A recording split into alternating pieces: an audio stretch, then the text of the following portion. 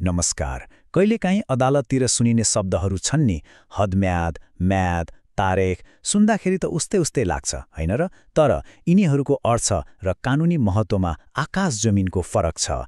आजको हाम्रो यो चर्चामा हामी यही भ्रमलाई हटाउने कोसिस गर्नेछौँ र यी शब्दहरूको खास अर्थ के हो त्यो बुझ्नेछौँ। ल, सुरुमै एउटा प्रश्न सोचौँ न। हदम्याद, म्याद र तारिख यिनीहरूबीचको खास फरक के हो थाहा छ? धेरैजनालाई थाहा नहुन सक्छ र त्यो एकदमै सामान्य कुरा हो। तर चिन्ता नलिनुस्, आजको यो विश्लेषण सकिँदा यो विषयमा सबै कुरा छर्लङ्ग हुनेछ। यो कुरा खाली शब्दको अर्थ जान्ने मात्रै होइन है, यो त निकै गम्भीर कुरा हो। किनभने यी तीन शब्दको फरक नबुझ्दा नि आफ्नो कानुनी अधिकार नै गुम्न सक्छ। हो, साँच्ची नै। त्यसैले यो विषयलाई एकदमै ध्यान दिएर बुझ्नु किन जरुरी छ भन्ने कुरा यहीँबाट थाहा हुन्छ। ल, त्यसो भए अब सुरु गरौँ पहिलो शब्दबाट। हदम्याद। एकदमै सरल भाषामा भन्नुपर्दा यो भनेको कुनै पनि मुद्दा सुरु गर्न पाउने त्यो लास्ट डेट हो। अब अलिकति कानुनी भाषामा हेरौँ। हदम्याद भनेको चाहिँ जब कसैलाई अन्याय पर्छ वा कुनै मर्का पर्छ तब आफ्नो हक अधिकार खोज्न अदालत जान पाउने एउटा निश्चित समय हो। यो समय सीमा चाहिँ कानुनले नै तोकिदिएको हुन्छ, आफू खुसी हुँदैन। यो हदम्याद भन्ने शब्दलाई नै टुक्राएर हेरौँ न, कति सजिलो छ।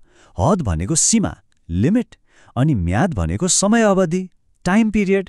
दुईटालाई जोड्दा के भयो त? हदम्याद, अर्थात् अन्तिम समय सीमा। कति सजिलो होइन त? यसरी बुझ्दा त कहिल्यै बिर्सिँदैन। एउटा भनाइ छ नि, आफ्नो अधिकारको लागि चुप लागेर बस्नेलाई अदालतले पनि मद्दत गर्न सक्दैन। हो, यो भनाइले हदम्यादको महत्त्वलाई ठ्याक्क यहीँनेर समात्छ। यदि कोही समयमै आफ्नो अधिकार खोज्न गएन भने पछि अदालतले पनि अब ढिलो भयो भन्न सक्छ। त्यसैले समयमै न्यायको ढोका ढकड्क्याउनु एकदमै जरुरी छ। हदम्यादका केही नियमहरू त झन् एकदमै कडा छन्, याद गर्नुपर्ने खालका। जस्तै यदि तोकिएको समय कट्यो भने त्यो मुद्दा सिधै खारिज। दुवै पक्ष मिलेर ल अब समय थपौँ न भन्न पनि पाइँदैन। यो त कानुनको कुरा हो, अदालतले नै हेर्छ। तर हो, एउटा कुरा के छ भने राज्य विरुद्धका केही गम्भीर मुद्दाहरूमा चाहिँ यस्तो समय सीमा नहुन पनि सक्छ। ल, हदम्यादको कुरा त बुझ्यो। अब जाउँ हाम्रो दोस्रो शब्दमा, म्याद। यहाँनिर के बुझ्नुपर्छ भने हदम्याद भनेको मुद्दा सुरु गर्नुभन्दा अघिको कुरा हो, तर म्याद चाहिँ मुद्दा दर्ता भइसके पछिको प्रक्रिया हो। म्याद भनेको के हो त? सोझो भाषामा भन्दा यो अदालतले पठाएको एउटा चिठी हो, एउटा अफिसियल नोटिस। त्यो चिठीमा के लेखेको हुन्छ भने फलानो व्यक्ति वा संस्थाको विरुद्धमा मुद्दा परेको छ, यति दिनभित्र आएर आफ्नो कुरा राख्नुहोस्। हो, यही सूचना नै म्याद हो। यसमा उपस्थित हुनका लागि एउटा निश्चित समय पनि तोकिएको हुन्छ। यो म्याद पठाउनुको पछाडि एउटा एकदमै महत्त्वपूर्ण कानुनी सिद्धान्त लुकेको छ, जसलाई प्राकृतिक न्याय भनिन्छ। सुन्दा गाह्रो लाग्यो होला, तर यो एकदमै सरल छ।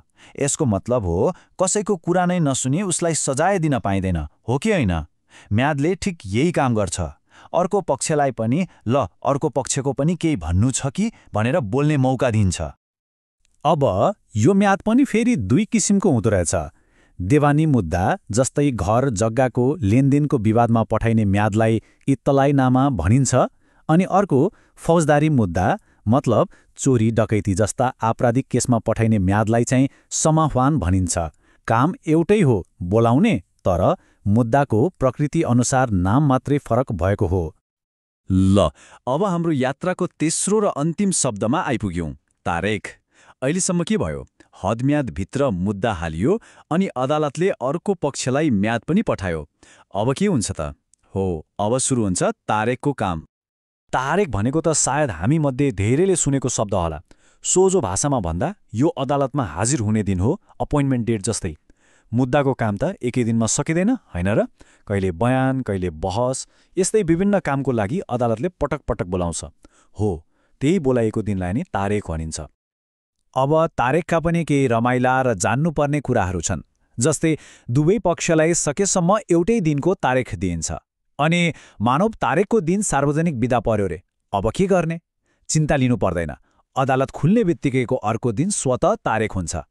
अर्को कुरा, सरकारी कार्यालयहरू आफै तारेख धाइरहनु पर्दैन। उनीहरूको तर्फबाट सरकारी वकिलको कार्यालयले हेर्छ। अनि तारेख पनि साधारण तारेख र पेशी तारेख जस्ता विभिन्न किसिमका हुन्छन्। ल हामीले तीनवटै शब्दहरूलाई छुट्टा छुट्टै त बुझ्यौं, हदम्याद, म्याद र तारेक। अब यी सबैलाई एकै ठाउँमा राखेर तुलना गरौँ न, अनि त फरक झनै छर्लङ्ग हुन्छ। यो तालिकाले सबै कुरालाई एकदमै सरल बनाइदिन्छ। हेर्नुहोस् है, हदम्याद भनेको मुद्दा सुरु गर्ने डेडलाइन हो, म्याद भनेको मुद्दामा उपस्थित हुन आऊ भनेर दिइने सूचना हो, अनि तारेख भनेको मुद्दा चल्दै गर्दा उपस्थित भइरहन दिइने मिति हो। अब परिणामको कुरा गरौँ, जुन सबैभन्दा महत्त्वपूर्ण छ। हदम्याद गुज्र्यो, मुद्दा नै खारेज, अधिकार नै गुम्यो। म्यादमा उपस्थित भएन, मुद्दा एकतर्फी अगाडि बढ्न सक्छ, मतलब आफ्नो कुरा राख्ने मौकै नपाइने। अनि तारेख गुजार्दा जरिवाना तिर्नुपर्ने वा आफ्नो विपक्षमा निर्णय हुन सक्ने खतरा हुन्छ। देख्नुभयो त तीनवटैको परिणाम कति फरक छ। अन्तमा यो सबै चर्चाबाट के कुरा स्पष्ट हुन्छ भने आफ्नो हक अधिकारको रक्षा गर्न कानुनी रूपमा सचेत हुनु कति धेरै जरुरी रहेछ। हेर्दा सामान्य लाग्ने यी 3 शब्दको ज्ञानले मात्र पनि कत्रो ठूलो फरक पार्न सक्छ, होइन र?